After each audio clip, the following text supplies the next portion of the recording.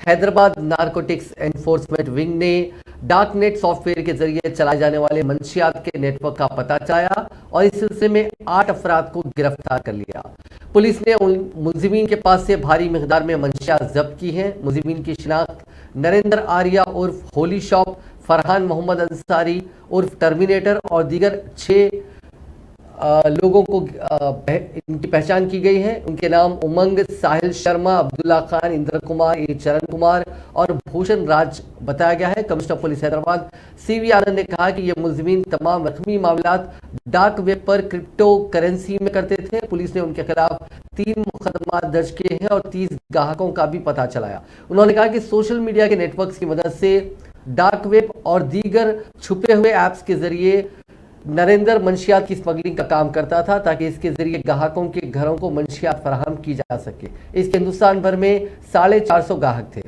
फरहान मोहम्मद अंसारी ने भी dark web और सोशल मीडिया का ऐसा ही तरीका इख्तियार किया था। उसने कुरियर के जरिए भी मंशियात को सप्लाई किया। एक मुल्जिम उमंग को नरेंद्र और फरहान से मंशियात हासिल होती थी, जो स्टार होटल्स में पार्टियों की मेजबानी करता था। आर्या ये गोवा का रहने वाला है। वो इनिशियली पैदा हुआ वो हरियाणा में, पर अभी गोवा में रह के ये इलिसिट बिजनेस कर रहा है।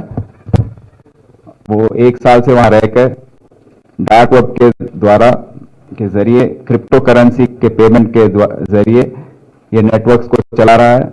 हिडन एप्स को की मदद से कंज्यूमर्स को, ये कंज्यूमर्स जो हैं जिसको भी हमने पकड़ा है वो सब लोग पढ़े लिखे हैं, पैसे जिसके पास हैं, जो रिच फैमिलीज हैं, अमीर लोग हैं, उनके बच्चे हैं और उनको पता है कि डार्क वेब में कैसे ये काम कर सकते हैं।